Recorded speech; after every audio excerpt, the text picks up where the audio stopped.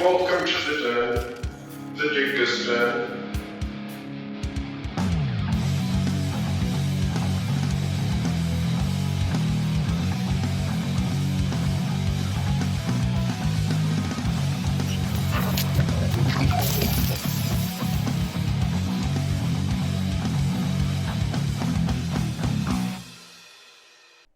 What does happen to the Earths? It is revealed then in issue 5, which is titled Worlds in Limbo. It begins with the enemy talking with Psycho Pirate. The enemy's confused to why he wasn't given the power, or he hasn't felt the power come in from Earth's 1 and 2 destruction. But he's like, okay, I'll figure that out later. Time to destroy the last 3 remaining Earths. We then cut to the station, to the satellite, to then see Lila and Pariah crying over the loss of the monitor, and then it is then revealed that Earth 1 and 2 is currently in this limbo state, but they are in danger of destroying each other as they're being merged, as they're slowly merging. And once they completely merge, they're going to destroy one another. So there's all this crazy stuff going on Earth now, as all this merging is happening. There's all these past, present, and futures combining together. All in one panel. You see dinosaurs and planes and just future vehicles all together. You see cavemen and then old pirate ships and stuff. And so all sorts of stuff from all of the Earth's histories, all combining together here. In this crazy merging. That's happening all together here. And then we see that the heroes are now all together on the monitor ship. They're now being briefed on what they must do in order to save these Earths. And so they are then transported back to decide if they really want to help. We then see another quick glimpse at the Oa, with Green Lanterns who can't use their rings now, and they find their guardians in this stasis, but then there's all of a sudden this green explosion that happens. Then back to Earth, we see that heroes are scattered, trying to deal with all these merging craziness that's going on in all their different places they protect. We then see Red Tornado then comes in as this literal huge tornado that then starts attacking, and then just disappears. Cut back to Earth, and people of the opposing Earths can then see there's there's still this merging that's going on. Oh, and then the big tornado then gets stopped from a tornado. All the heroes then from all the time periods agree to help save what's left, and then we see the monitor satellite start getting attacked. The enemy then reveals himself to the Flash as being the monitor, but later referred to as the Anti-Monitor. And then but he has this quite different look, but he literally comes in and says, "I am the Monitor," but then like I said, we call him the Anti-Monitor. And then ends with seeing the beginning of the destruction of Earth X, of where we then see the Freedom Fighters rush in and try to save what's left. So, with all this, there's just so much stuff that goes on here. Add more characters into the mix. Right, more and more. That's the thing, is they don't let up on how many characters are involved. They just add more and more and more. Now at the end here saying, "Oh, look, it's the Freedom Fighters here." Well, and JSA as well. Yeah, JSA. So Martian Manhunter's there now. Yeah, there's so many characters that's included. Green Arrow's there. You just see, you just see so many of them just scattered as they're just trying to deal with, trying to just protect what they can, but just everything's in just this complete utter chaos here across the Earths of them merging, and you're trying to do what they can, but it's just so much crazy stuff going on. They ramp up the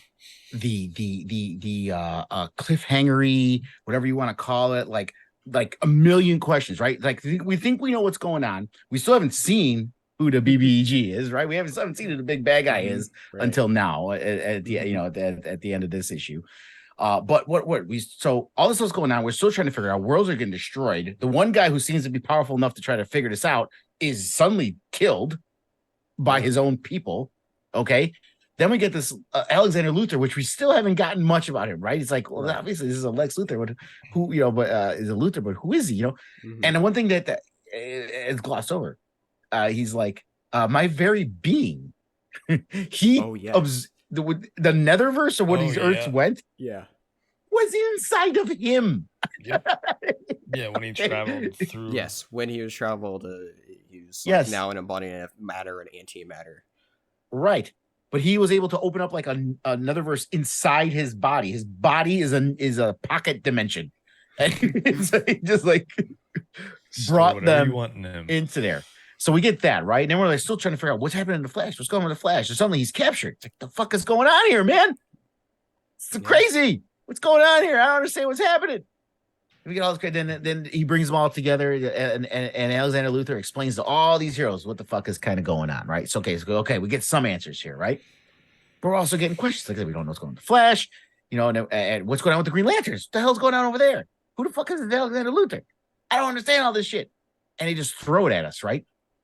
Yeah. And then we get this more fighting stuff, right? They're fighting T-Rexes and shit, right? And the Red Tornado and the Flash, and the Psycho Pirate. And go back to fighting again. And then we end with the bad guy. And then so at the end, you're like, there was so much in this episode, in this issue. And then you're left with, the fuck is going on? I don't even know what's happening anymore. And who is this bad guy? By the way, that panel of him is so sick. It is. Yes. I mean, I like his final form. That is really fucking cool. It's iconic. But this form, it's so Darth Vader-y. It reminds me of a half Darth Vader. You see his mouth, but kind of how you root the helmet from Darth Vader and stuff, and then and it was just so iconic. And he's like calling the monitor, and you're like, oh fuck, right. It's a multi-weight Terminator, which is Darth cool. Vader with teeth. Yeah, teeth. I mean, it's such a terrifying look, though. It's like it really gives you that sense of like, oh, he really is the big bad guy here, and his presence is just automatically felt. Like, his presence was already there with just his words alone earlier, and then you see him, he's like, oh, this is terrifying. And let's also mention how they at the end of the issue, keep saying episode, at the end of the issue, they really push out, they look at our new heroes. Because you got the Marvel family, you got Blue Beetle, Captain Atom, Peacemaker, Nightshade, the Freedom Fighters, right? Yeah. Those are all the ones, the new shit they bought and they were trying to bring into this. And they end it with the Freedom Fighters here with Uncle Sam. We got again the Marvel family, which is a big deal. Peacemaker, which now no one knew who the fuck Peacemaker was when John Cena came out, right? Yeah. Seeing Peacemaker was great. Yeah, I was reading through this and you just see Peacemaker just every here now and then through this point on. Through the rest of the series, you just see him scattered here and there, just always there with the rest of the heroes, and it's just like, wait, now I get who the guy is, because like I said, nobody knew him until the show. That interaction between Flash and Psycho Pirate, was great. That was like I don't know, we'll talk about this probably at the end of but seeing that on live screen, it was cool. They had Psycho Pirate in the CW show before, so but reading and seeing it looks so shitty. It's so shitty there. So I want to picture it done well. But then reading it done well was so good too. So good. The reason, for anyone that has read this, so understand it. We'll get to it to the end. I want to be too spoilery again in 1985, but the very last panels of this entire series, is so. Oh my fucking god! You know what I mean? And it involves Psycho Pirate, and it's like, and Flash. Right, Well, the Flash, but especially Psycho Pirate. Mind blown when you're thinking about you got to think about the way it started with him, the first opening page of issue 1, and then how it ends with him at the very end of the last issue, and it's like, you think Pariah had it bad. That's a good point. Yeah. But I think the difference between Psycho Pirate and Pariah, part of you feels like Psycho Pirate kind of deserves it. Oh yeah. Compared to Pariah. To be fair though, he didn't ask for it. He was in his own little room, and they pulled him out of there. He was in the mental assignment. I'm perfectly happily being in here in my straight jacket. Yeah. Okay. He didn't ask for it. They kind of forced him into it. So true. Yeah. It's very true. But yeah. That's a big issue there. But I'll just carry on to the next one here, where we then have issue 6, titled 3 Another Earths. great cover, by the way. Right. Amazing cover. I mean, all these covers are great, but it definitely stands out for sure. Anyway, issue 6, titled 3 Earths and 3 Deaths, to where it then begins with this new evil monitor as he's empowering Psycho Pirate to use his abilities on those 3 Earths. And then back at the space station, that's then being destroyed. We then see the heroes are trying to stop its destruction. Alexander Luthor tries to finish his computations, but then the Harbinger then stops him, saying that she has her reasons, and then she destroys the space station. We then get a glimpse of Wildcat on Earth 2, who is dying. We then see Brainiac, who then summons Lex Luthor for a new plan that he's developed to rule the universe. We then find the heroes from the space station now scattered across the 3 Earths, where it's in danger, where many of the civilians are trying to just commit suicide. They're just ready to just be gone. Accepting that, the end's there. We then see the respective Earth heroes then trying to we then see the heroes of each of the Earths then being controlled by Psycho Pirate. So then the heroes of each of these Earths are then fighting against the new heroes that were just sent there to each of these Earths. And so, like you said earlier, this is where we actually get to see Peacemaker and Judo Master here. We see the Shazam family. The Freedom Fighters are all fighting against our heroes. And then we get a little glimpse at Atlantis as they're merging, and then we see Black Manta and Ocean Master then just disappear. We then see where on the 3 Earths, we then see Harbinger is in this I'm not sure what state you describe it as, but you see her in the antimatter, and all the heroes are like, what in the world is she doing there? And then all of a sudden, all the universes containing those 3 Earths are now moved into the limbo. So now instead of just the 2 Earths trying to merge, there's now 5 of them. And then this feat came to the cost of Lila losing her Harbinger side, so now she's just Lila. And we see a few more villains disappear, and it ends with, what's her name, Yolanda Montez taking the role of Wildcat. Which is a weird way to end it. You know what? That's true, because it's such a non-important story. I was about to say to end it there, and it's I can't. Where did she really come back up? Well, there's a reason for it. I don't want to interrupt if there's more thoughts. No, go ahead. I can talk about it. But there was a reason for it. And it involves the JSA. Because part of this whole restructuring of this universe was to get rid of the Golden Age heroes. They were getting rid of the JSA, and they were replacing them with newer characters. Okay, Dr. Light was a Golden Age character. He was still through the Civil Age, but then they replaced. So that's why they replaced him with the female version. Wow. Same thing with Wildcat. Wildcat was a JSA, or they got rid of him. They replaced him because there was no version of him, because he was technically a Batman, is what he was, but he was a boxer. We already had a Flash. We already had a Green Lantern, because they already had done that in the Silver Age. They made a new Flash. They made a new Green Lantern. Superman, it was just Superman. They just rebooted him. Batman was just rebooted. But like Wildcat was one of those characters that didn't have a Justice League counterpart. So they wanted to keep Wildcat, but not keep Wildcat. So this was part of them introducing these new versions of characters in the series, and that's most like the reason why that was put in there. Well, I understand why it was put in there, but just to have it as the final panel of the issue, to me, like, I understand why, like, especially having watched the Stargirl show, so like understanding, I understood why, the passing of the torch kind of thing. Definitely, you got to put yourself in 1985. Like, but you're people right. in 1985 remember those Golden Age heroes, even though they had been a long time ago. They knew them, and it was just they had many crossovers with the old version of the JSA.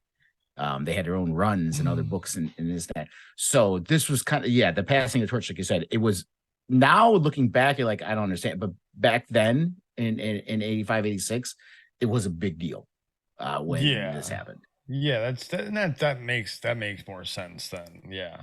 If because of how it would affect the readers then compared to now, like, yeah, absolutely. Right. And do you remember why that whole issue they keep flashing back and you're seeing Ted Grant dying, in the bed, you know what I mean? Yeah, yes. So yeah. And they keep and I guess part of it is also so many heroes are dying, and throughout the whole run, you're all these characters that have died or are dying are being referenced to as well. So I guess you gotta have there's, as we keep saying, so many side stories thrown in here. We did get the introduction to the Marvel family. This is when they were first officially brought into the DC universe. And he wasn't as goofy as they ended up making him. He was much more, I don't know why they went that route. So they brought him in and they made him so fucking cool in Crisis. And then when they had him in the late 80s and early 90s in Justice League and other things, they made him this goofball. Yeah, the big kid. I'm not understanding why that we finally see Aquaman, right? We haven't really seen Aquaman the entire time. Yeah. Katana is really cool, by the way. I've always loved Katana, and she was really cool in this issue too. A lot of Blue Beetle, which is why I'm still upset about the whole Jaime Reyes thing. It's like, give me Ted Cord, man. He's Batman without the seriousness, because he has all his gadgets, the silly quips about his mom and stuff. Just everything. So that was cool. But I really enjoyed JSA. Have an important place in my heart too. I really love the JSA. And there's another. I might talk about this at the end if we can. But there's technically an issue right after Crisis called The Last Days of the Justice Society, which was going away for them, and it was so heartbreaking. But yeah, it was cool. So we finally see, the title starts, it says, and at last, the Anti-Monitor. That's right there on the fucking cover, which was really fucking cool. And he just, flexes this whole issue, what he did. But yeah, again, it was just there's so much stuff happening here, and it goes back to what you were talking about, all the research, that Wolfman did, and when they were talking about it, because they had to put so many heroes and so many versions of heroes in this, and find a spot for each of them. Plus the new heroes they were bringing in, like the Captain Adams and the Marvel family and all that other stuff, and Blue Beetle. So they did it very well in this. And I thought it was really great. And then Harbinger finally goes away. She tries to fix everything, and there's that great panel where she's standing there and you see the Earths and everything, and she's stretched out, so fucking cool. Great art again. And we end like, did I do it? And I don't know. There's 5 and they're all kind of merging. Right. it's as if still not great. Yeah. Still not great. But I don't know. We'll see what happens, But yeah, it was good. I kind of like that last page where you kind of just see her standing there, and Alexander Luthor's just sitting down with his arms on his knees on this rock floating in space, which is just a kind of a really cool image when you think about it, and it shows what the importance of what Alexander Luthor is going to be. And again, up to this point, we still don't know we still haven't gotten much. Or was it in the Fisher? Did they show? No, it's later when they show the Alexander Lex Luthor, the hero Lex Luthor, his father. That's in the very first one where you see his father because he sends him off. Oh yeah, it wasn't the very first one when he sends him off. Right, that's right. Yeah. So that was a cool thing. I don't think there's a lot of people that realize that there was a world where everybody was a villain and Lex Luthor was the only hero. Yes. Which is really fucking cool. Literally the second Earth you see in this series, because that first one sets up, Pariah saying this Earth destroyed, and then he goes off to this other Earth, and that's where you see Earth 3, Crime Syndicate, where, like you said, it's like Justice League is evil, and it gives you that juxtaposition, right? Because you're used to Superman being that guy. Mm-hmm. Yeah. You know what I mean? And while Superman does have a very important role, especially Golden Age Superman, and Superboy Prime in this coming up, but you get this. Well, is it that Superman's just special, or can anyone be that guy? And in that world, it was Lex Luthor, and not only that, his son, who has no memory of his father, because he was jettisoned off like Superman was, is that guy. He's that hero. In this, he's trying to save everything. So that's a really cool thing with him too. For sure. There's just so much here, and like you said, and just so many more heroes that they just bring in. They just don't stop. It's just crazy to see how much they're just able to pack in more and more as this just goes on. But yeah. Alrighty. Well, let's just go right into the next part here. Now that we're at the halfway mark. Anyway, issue 7, which is entitled Beyond the Silent Night. We see Brainiac as he's continuing to gather these villains. This time, we see him take Sivana and Ibak, and then we see Lila, Pariah, and Alexander find who can represent each universe of the 5 Earths as they continue to merge. I got to interrupt you 1 second, Spencer. Mm-hmm. Are you really going to go into the recap of this issue without talking about the cover? Let's see. Are you? This and the next issue are the 2 greatest covers. You're right. Of this entire series. You know what? You're right, because this is that iconic one where Superman's. I drew this one. I actually I had it next to me, and I drew this out when I was a kid. Nice. That's awesome. This is like, whenever you think of Crisis, this is definitely one of the, like, I guess, main 2 that people think of usually, and we'll get to the importance of what it shows. At the end. Yeah.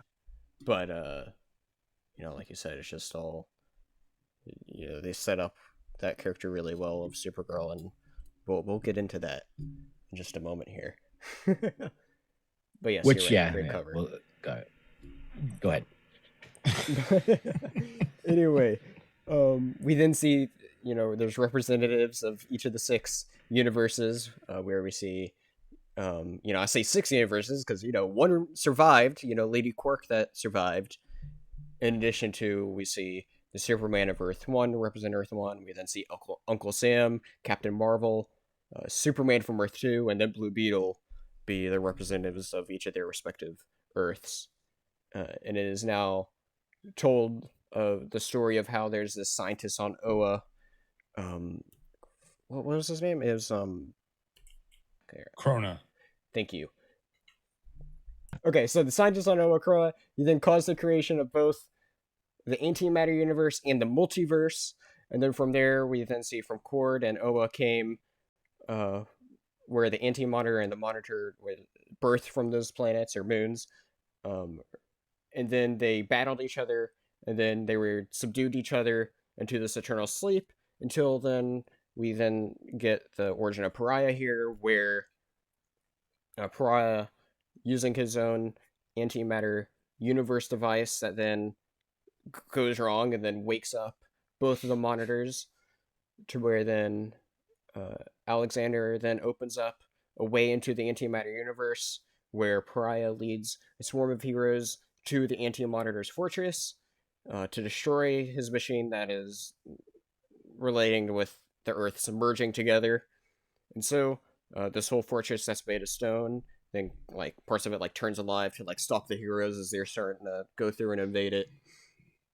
We then eventually see Superman from Earth 1 break through and reaches the Anti-Monitor and his machine, but the Anti-Monitor really just starts beating Superman up really bad, to where then Supergirl then is able to like hear him being beat, to where she just goes to his rescue. Out of pure rage, she destroys his armor, to where he's just like pure antimatter, like evil energy, but like humanoid shaped. And so, yeah, she was just beating up the Anti-Monitor there, and then Anti-Monitor gives her this like killing blow, to where then he escapes. And so now we're left here at the end of this issue where all of the Earths are now stood still, locked in place without being fully merged, but they're still like midway through the merging process. And then the Earths is just left to mourn Supergirl as she gave her valiant sacrifice here. And that, as Lunga was saying, that's the whole cover of Superman holding Supergirl, and you have that moment to where he's holding her, and she has her last words, and it's one of those most touching moments throughout this ties whole into series. everything James Gunn's doing. I'm telling you. I'm telling you. Think of it, if he could pull They're like, it off. why is he Wow. talking about a Supergirl movie, right? Of all the heroes, why is Supergirl one of the first things? Why? Mhm. And he talks about how he wants her because they're gonna make us try to make us love this character Mhm. through the next 10 years. And she's going to die. She's gonna do the Tony Stark, and thing at the end. And Barry Allen's gonna do that too, most likely. And that's gonna happen at the end of this 10 years of It'd be of wild, stuff that man. James Gunn is doing. It'll be wild if he I'm could pull telling it you. off. Holy crap! Like, Well, what would be and the fact that it'll be wild if he pulls it off with Ezra Miller as his Flash. I don't think he is. I don't think he's not. Yeah, I don't think he's coming back. You to don't be think honest so? with You you. think they're resetting him Yeah. with Yes. this? I think there's been a movie? lot of talk. I think they weren't sure. And I still think they're not completely sure Yeah, I don't because think this they- movie yeah. is getting such rave. Yes. Everybody is talking so much good stuff about this movie. Mhm. And the whole which- cast and everybody connected to the movie is talking about how well Ezra Mhm. is doing. Again, But he's anyhow. not my Barry Allen, but then again, I don't know. Let's see how they, this is going to change him. And you could already see he was changed from how Snyder had him, in and Whedon, because they both Yep. fucked him up. You could already see a change from the previews. So Correct. the problem may not be his running. I hope they fix his running. But other than the running, his personality and how he talks seems to have shifted with Andy Muschietti. So maybe it might be better, but we'll see. But yeah, as far as this issue goes, that's enough. I introduced James Gunn again. Huge issue, dude. Yeah. I mean, they get into the creation of the fucking universe, man, Right. and the multiverse. The representation, which they have said is pretty much just the hand of God. That's what Kronos saw, was the hand of God, Yeah. small g. They don't, comic books try to stay away from Big G, yes. yeah, big G, because they don't want to say it's any religion or this or that, blah blah blah. But basically it's the hand of God, little G, creating the universe. And the whole everything, the Guardians, Oa and Quark, which is the sister planet. There's only one Oa, right? They created a multiverse, but there's the only sister planet Oa has is Quark in the antimatter universe. And the matter and antimatter were in this forever struggle against each other because they're opposites, just like matter and antimatter. And Kronos saw the creation of the universe, which started that, which also led into the whole reason why the Guardians they realized they fucked up. One of theirs fucked up. So everything they did for the millions of years after that, with the creation of the Green Lantern Corps and the Manhunters and all those shit, was all to try to right the wrong that Krona committed way back then. which again is the James Gunn thing too. I think that's what the whole the research, their mystery, they're investigating is. God damn it, with a small G. Yes. But that they revealed so much in this episode, in this issue, about what was going on between the Monitor and the Anti-Monitor, the creation of the universe, and how, and the Guardians, and how it's all tied together. And then you realize how dangerous the Anti-Monitor is to literally all of existence across the entire multiverse. Like, again, everyone talks about Thanos. Yeah, he only killed half of the population. This You is know, true. the planet still existed. Half the populations were still there. The Anti-Monitor was wanting to erase it all. Yeah. And all that would be left is the antimatter universe and Quark. That would have been the only thing left after he got his way. But yeah, so huge, and you start seeing, you know, the power of Alexander Luthor. You know, he looks like a little G god standing out there with what he's doing and stuff.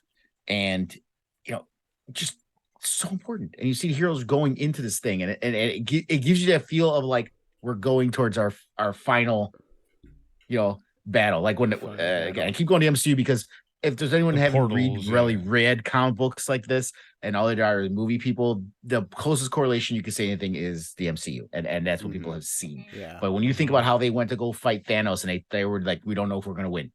That's how they went into this thing, you know, to go fight. And Supergirl did that. She's like, nah, I'm not having this, and she pays the ultimate price for being a hero. And then the greatest part of this whole thing is you see Earth-2, the Golden Age Superman, and he's bleeding his nose. Oh yeah, and he's like, he's bleeding. He's like, what's oh this? yeah, that was. He's like, I'm bleeding. Because even though we've, you know, nowadays we've seen, you know, we had a death of Superman in the 90s, we've seen Superman get beat up. Up until this point, you never really saw Superman bleed, especially Earth-2 Golden Age Superman. He went, nothing ever hurt him. Right. So for him to bleed, and arguably they try to say too that he, and this is why they do what they do later, is the strongest of all Supermen across the multiverse, is this Golden Age Superman. And the fact just to see him bleed, and the surprise he had, the shock he had from seeing that was insane. And Supergirl just fearlessly saying, no, this is what we do. This is how we do it.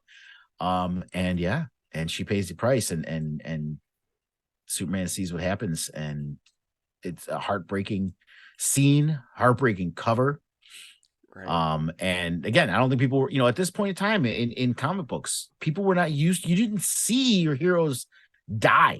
You did not see them die like this. You know what I mean? Yeah. You saw them lose. You saw them get beat up. You got cliffhangers, but then they don't die. They kind of come back. You know, he just manhandled her and just destroyed her. She tried to beat him up, but then he just fucking kills her. And the scream that Superman did, the look on his face, that, you know, those panels are just insane. And then they do the whole funeral scenes and everything. You can really feel that. Yeah. Wonder Woman. Right. Yeah. You see the tears on his face, and he takes, you know, he does the whole burial for her out in space. And when I read this, I'm like, oh shit. Yeah, I know it wasn't Superman, it was Supergirl, but I'm like, shit's about to go down. Shit is about to go down. And there's that quote at the very end, the Declaration of the Free, which is an awesome quote. Is there beyond the silent night and endless day? Is death a door that leads to light? We cannot say. They made such a big deal about this. And that's why I'm looking forward to Gunn's universe, because if they're going to do something like this, that it's going to be, whoo, Nelly. Oh yeah. So this was one of two issues that was basically a double issue or issue and a half, maybe a near double. Near double. They call it a double size, yeah. But it's 42 like versus 26, 25, 26 kind of the cover. Yeah. For such a long issue, the pacing was incredible. You didn't lose interest. You just the way that it went from the collecting everybody, doing the backstory, and then straight into, all right, well, let's get going. Time to go to So battle. much. It was so perfect. It was just such a great issue. And then just the battle was fantastic. The pacing of the battle was great. Just the moments where you paused, like to see Superman's blood, and then just the side conversations that then led to Supergirl coming over and helping, because she was doing her own thing, but yet they somehow perfectly segued her to come over there because of super hearing. Like, it just worked so perfectly. Yeah, it's so much that they were just able to put into one thing, and just it really is amazing to where, you know, we're 7 issues into this. They've done so much in every single one, and they haven't, you know, missed a beat. You know, it's And wild this is how much why they I can get put in. so mad when people like, of course, comic books are made for kids. I know they're made for kids. Okay, the original Inception, they were made for kids. But when people, when anyone criticizes bad writing or lazy writing, or you know, and it's like, this is what I point to. It's like, this is the 80s. This was made for kids. Yeah. Okay, comic collecting was a thing, but they weren't writing these with an adult in mind. No. Okay, you can still have poignant, deep stories, even if it's aimed for children. You know what I mean? You don't have to be campy. You don't have to be completely fucking goofy. You can have good stories, and it's still made for kids. Right. And this is the proof of the pudding. And we need more of this kind of writing. And it's not just a DC thing, because DC fucked up in other future ones. All the other crises they've done. So I mean, some are kind of cool. Death Metal was kind of cool, but there was just, you know, all their crises were just getting a little goofy for a while. But yeah, you got to get back to this kind of writing. Yeah, nothing ever compares to this. You know, like I said at the very beginning, you know, they this wasn't their very first crisis, but it was a very early crisis, and you know, biggest thing they've done, and they've always tried to literally live up to what this was, and you know, never come close. So yeah, but yeah, such a huge, iconic, key issue. I don't think there's really much more to be said that what you all have already said, so we'll just go on to the next one. To another huge one. I can't do this issue. I can't do this issue. Another huge one. I cry every time I read this issue. It's a big one. It's a big one. That's the that cover where you just, you know, see the Flash's like suit there. You know, it's a big one. But as we talk about that, so anyway, this issue, it's titled "A Flash of the Lightning." Here begins with the Anti-Monitor now revealing this new like armored body that he has. We then get a quick glimpse at Apocalypse, where we see Darkseid as he's like playing this like long game as he's hiding Apocalypse, and then we then see another glimpse of Oa, where the Guardians are freed, and now the Lanterns can use their rings again.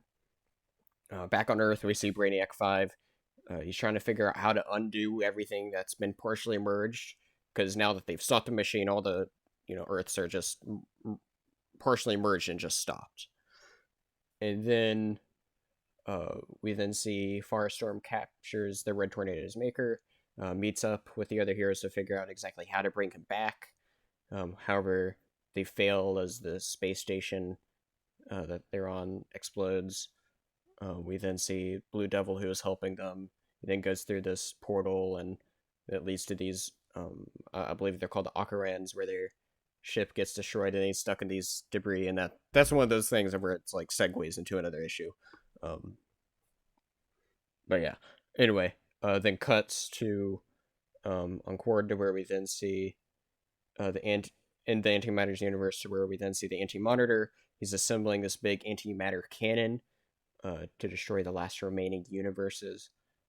We now then see the Flash, who's, you know, captured. He then makes his great escape here.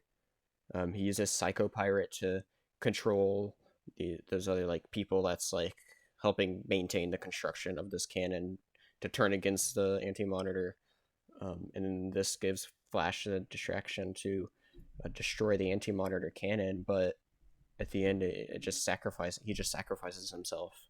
And while this happens, you see that's like the whole time stuff with him going through, and you see like the glimpses from his perspective too of like all the warnings that you see him give, and then the Anti-Monitor then absorbs the energy from the worlds in the antimatter universe, and then it ends with the challengers of the unknown and the Spectre then sensing this threat of the fact that no Anti-Monitor is now absorbing all this other energy from his universe. But yeah, as you said, such a huge key issue here with it's Barry Allen. He's gone and he's done for, and said he doesn't come back for another 20 plus years, which is just insane. But yeah, not just that, it's his lines. Every line of dialogue with Barry in this issue. I'm like reading this issue. When I was reading this the first time, every line was hit me. I'm like, oh no, oh no, oh no, oh no. And it was like, oh God. But before I get to that, we start out, we Anti-Monitor Man. Yeah. Dude, he comes out in that suit. It's, let's go, motherfucker. Dude. His fancy new suit. Shit. Oh shit. And one question a lot of people had when this was coming out is like, oh, because the biggest bad guy in the DC universe was Darkseid, right? Yeah. Mm-hmm. It's like that's when you think of the level of power of universe wide power was Darkseid, and like, well, this guy is supposed to be power. Well, what's going on with Darkseid? And we see him, and they had to sideline Darkseid. Yeah, they had to sideline him because they didn't want to diminish because they knew Darkseid was going to be important in all their other stuff after Crisis. Right. So they didn't want to diminish him and make him not as powerful. Yeah. But they couldn't have him in there because then he could have been a threat to the Anti-Monitor. And then it would have diminished the threat that the Anti-Monitor poses. So they had a sideline and did it perfectly. They did a perfect Darkseid. Oh, fuck them. Let them fight him. We'll hide. We'll cloak. Let them fight each other, and we'll come out at the end and see what happens. Exactly. The isolationist approach. Yeah, but perfect Darkseid because he's plots and schemes, and he's that chess player. He's 20 moves ahead, and he's gonna try to wait this out and see what happens. Why endanger Apocalypse and my power now if I don't have to? Let them fight him. Exactly. Well, and if he has to fight him, he'll do it when maybe he's been weakened because of all these heroes fighting. Didn't he say that? He said that they'll fight, and no matter who wins, the winner will be weakened. Right. Exactly. And then we get the which again, Marvel kind of stole their whole importance of Vision in Infinity Gauntlet from this, because we see Red Tornado, and he plays an important part in the Anti-Monitor's plans. And they bring in his creator Tio Maro tomorrow, which is always a fun tomorrow. Maybe Really comic book names that we all love. Yeah. Especially when they're trying to figure out what's going on with him, and you got Adam inside. He's like, this is Cyborg's like, this tech is beyond me, and Adam, who's a genius too, he's inside. He's like, it's beyond me too. And Tio Maro's just standing there, he's like, when I build him right. And then that was I love that line. That was great. So yeah, then we get to the Anti-Monitor cannon, like Spencer mentioned, and now we see the threat. And unlike the rest of this, we had all these heroes working together. Even when Supergirl died, she went off on her own, yes, but all the heroes were there. This is just Barry. Mm-hmm. There is nobody except Barry. And then we see everything that we had seen in all the previous issues. Like, what's going on with him? What was him? He was traveling so fast, he was going backwards in time. And what was happening to him now was everything they saw earlier. And he's trying to tell them all, warn them all. So not only does he stop what happens, everybody was warned about what was happening because of him as well. And Psycho Pirate was fucking with them. Because I took a turn, you crybaby. Psycho Pirate, eat jello. Stupid line, but it was fucking great. And he just fucks him up. And the narrative, like emotions slamming their Crimson Comet at the speed of thought. Flash feels himself stiffen, but the Scarlet Feature fights back. Resisting, his pace quickens, but his pain increases. Resist, resist, resist. No more. Never again. It's in his big spiked bubble. Pops him, pummels him. Right. You have never seen Barry this. Even with the Reverse Flash, he was never this. You see the sweat pouring down, and he was done. He was done. He just wants to get back home to Iris because of what happened in that Flash comics. And then he realizes, he tries to make a valiant effort, but then he realizes that this canon, it has to go, and only he can do it. And even though he wanted to get back to Iris, he couldn't. And oh God, everything when he was running around his cannon, all his lines, when he sees Wally and he's talking and Batman, it was so. And that panel when you see him just disintegrate, there's always hope. It's time to save the world. Time, back in time. Do what you have to. You must save the world. Must save. And he just disintegrates, and you see his costume there in his ring. And then, when we get to Wally later, it was so thing. And then we got another big power. We're like, what's going on with Darkseid? Spectre is huge.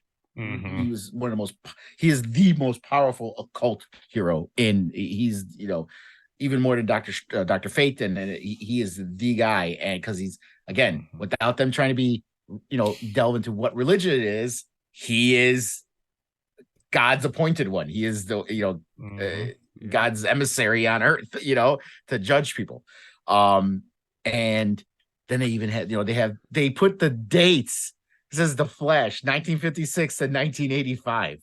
And they had a quote from William Knox in there. It is, again, I got to read these things because they're so awesome. Oh, why should the spirit of mortal be proud? Like a fast flittering meteor, a fast flying cloud, or a flash of lightning, a break of the wave. He passes from life to his rest in the grave. And he doesn't come back for 25 motherfucking years. God damn it. Yeah. Okay. Everyone gets their heroes back. I wanted Barry Allen back so bad. And I loved Wally, but man, I wanted Barry back. And again, they did finally bring him back. No one stays dead, but no, I don't think anyone has stayed dead as long as Barry Allen has in comics. He broke the record. But this issue was the heart-rending issue of all of it. It was just so, because it brings you to that personal level with one hero. You know what I mean? And again, anyone that wants to read this, I urge you to read at least the last, 20 issues of the Flash comic books, to understand, or at least the last couple, because it puts what happens here in so much perspective, and the sacrifice he makes to do this. But this was such a great. This is my favorite issue of the whole series. They're all great, but this one was just maybe just because I love the Flash so much, but it was so big. But yeah, we get to see the Spectre, and he comes back like, okay, here's the Spectre, which ends up being an important part, and then all the occultists and stuff later become important in the next issues. Big time, that's for sure. Yeah, what a sacrifice. There's nothing that comes close to this one, It's crazy. You thought Supergirls was big, right? It's nothing. That was just a primer, just to get you ready. Right. It was great too how they let Flash have some fun before he sacrificed himself. Here, let me go take Psycho Pirate. He was running around with Psycho Pirate. Yeah. I love that. So great. Turn all of Anti-Monitor's soldiers. He's just like, here, turn this guy. Turn this guy. He's like, stop! It's too fast! It's too fast! I can't keep doing this. Shut the fuck up! Shut the fuck up! Let's go! Then he's like, you deserve whatever happens to you. He literally says that to him. It's like, yes, you do. And like you said, because I didn't read this until now, I've known that the Flash was dead for a long time, but it didn't emotionally hit me because like you said, I know he's back, so I can't imagine though reading it back then and not knowing, when he was, and then waiting and waiting. They had so many little things, like when they had Wally out there, because everyone knows, the way Wally was, he was Barry was showing him what was in the lab, like, hey, this is what happened to me, and then Wally gets hit by the same lightning bolt in his freak accident. I'm like, how does it happen? Right after not long after Crisis, they had a little like Barry Allen issue. He wasn't back, but it was like about Barry, what it end here. And thank you for watching this video. Before you go, be sure to smash that like button, subscribe if you haven't already, and share this video. See you next time here on the Dingus Den.